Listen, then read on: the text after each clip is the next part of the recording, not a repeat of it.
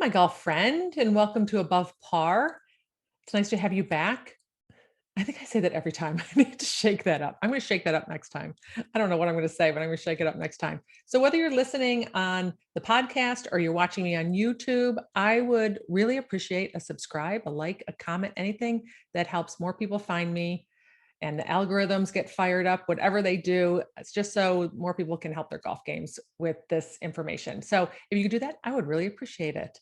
So, this topic today is about procrastination, and it really is something that hits home for me. I knew I was going to talk about this topic, or this was going to be one of the topics of a podcast, because when I started this whole podcast, perfectionism had reared its ugly head for me again in a big bad way. I thought I had put it away in a closet. I thought I would call myself a reformed perfectionist, but it came up when I started to do this podcast. And I want to talk to you today about what is healthy perfectionism and what is unhealthy perfectionism, where it doesn't serve us. I think we can confuse the two of those.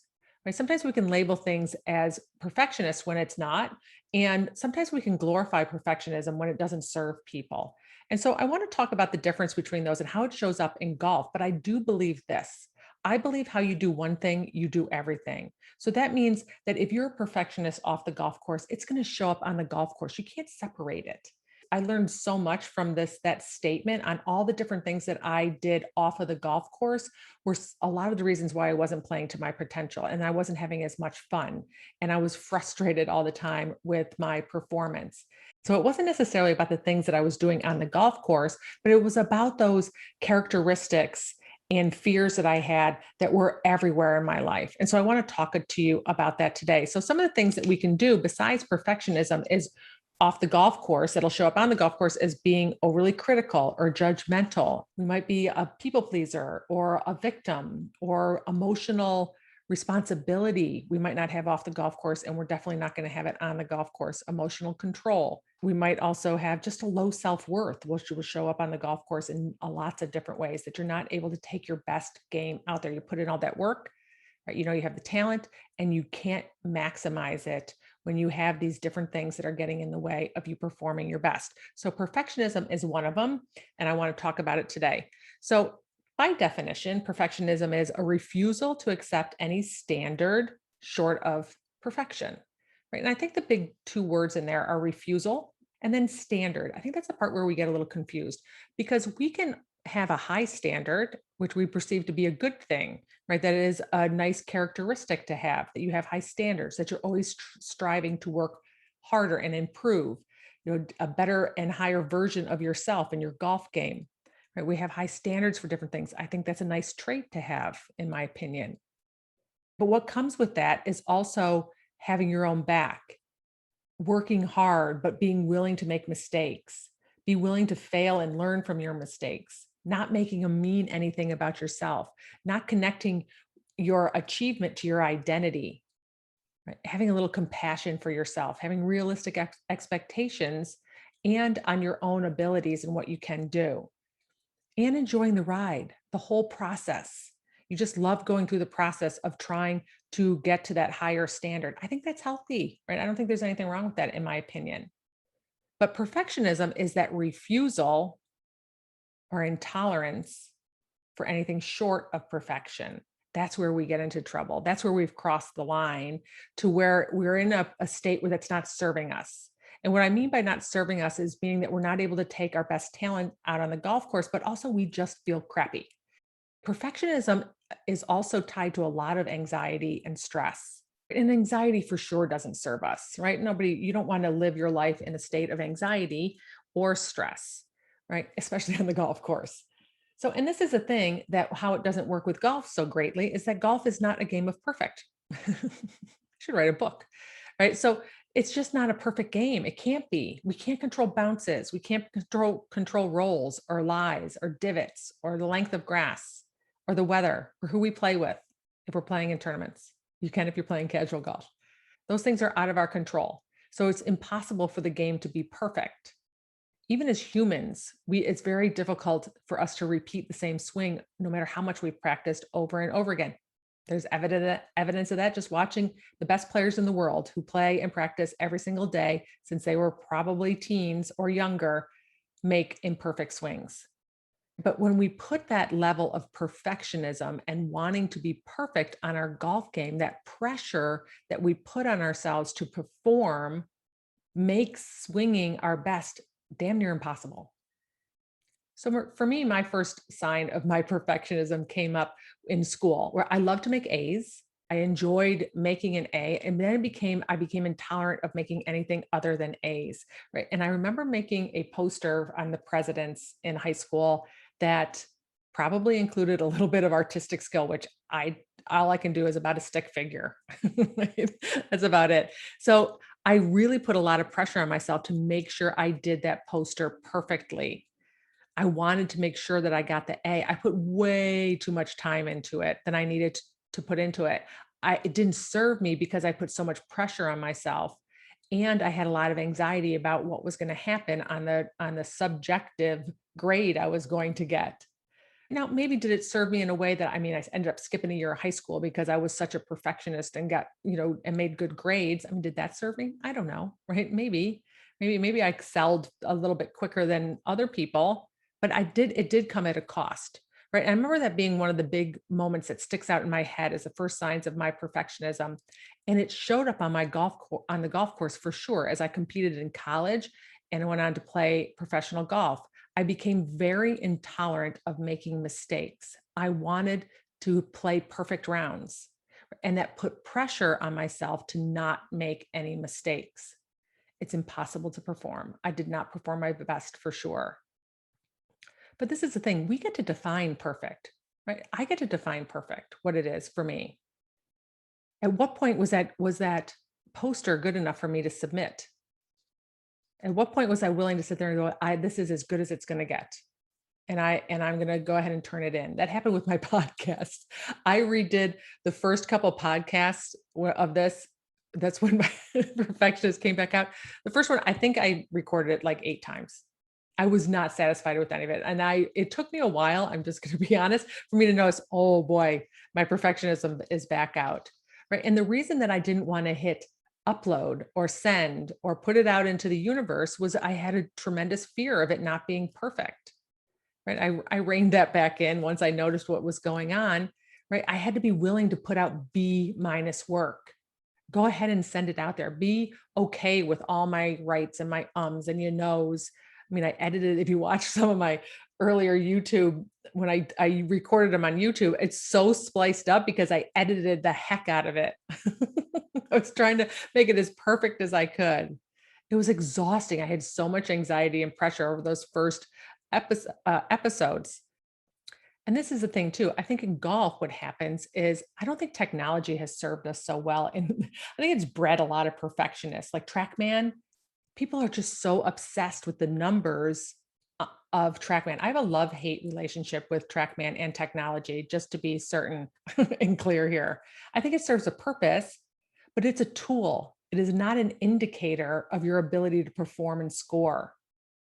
And we use it as that. We use it as being, if my numbers are good, then I'm going to excel. And that you work and work and work towards having these beautiful numbers, but you can't break an egg. I remember I was at a Christmas party one year, this poor guy. And okay, so I had a couple glasses of wine in me. So my humor gets a little sassier. We had been having conversations about him working so hard on his TrackMan numbers. And so he wanted to give me his results at the end of the season. And next time I saw him was at this Christmas party. And he said to me, he's like, Kathy, he goes, my TrackMan numbers have gone from this, and this to this, and they have improved whatever indicators he was wanting to share with me. They improved so much, and it's unbelievable. Like all my lessons have been paying off, and it's just amazing. And I said, that is so great. I'm like, that is so good for you. So what has your handicap gone down? Right now, keep in mind that he's probably like a teen, high teens on his handicap. And he looked at me like I stole his puppy. And his eyes got really big and his face kind of dropped, his mouth opened a little bit. And he just stared at me like he had this epiphany at the same time that he said, well, my handicap hasn't gone down at all. Right. But his TrackMan numbers are great. And he was obsessed all year about his TrackMan numbers.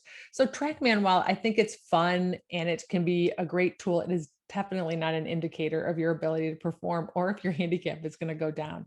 So I think some of the technology with the that we can do, while it has a purpose, it can also breed some perfectionists because I know a lot of people who are very obsessed with what their numbers are out there, right? And that is that just in that's that intolerance to be anything other than perfect. So Brene Brown, if you don't know who she is, she's an American researcher and she's written some books. One of them is The Gifts of Imperfection. And she has a quote about perfectionists that I want to read you from her data and her research. She said, "What emerged for me in the data is that perfectionism is not about striving for excellence or healthy striving. It's a way of thinking and feeling that says this: if I look perfect, do it perfect, work perfect, and live perfect, I can avoid or minimize shame, blame, and judgment."